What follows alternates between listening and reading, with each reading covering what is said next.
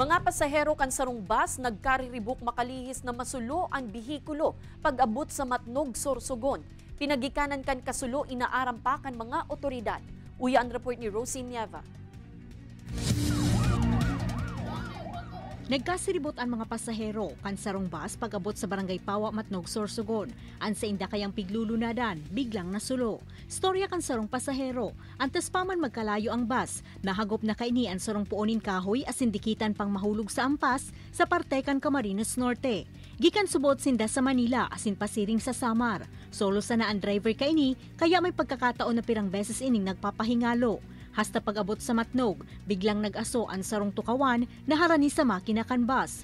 Kaya ka nagpundo ang lunadan, tulo sindang nagbaraba. Pag tumakbo siya ng 15 minutes, matutulog na naman ulit. Kaya nakikusap kami, kuya, kung hindi nyo kaya, marami na kami, hindi niya kami iniintindi. Kuya, kung hindi nyo kaya, i-transfer nyo po kami ng ibang bus.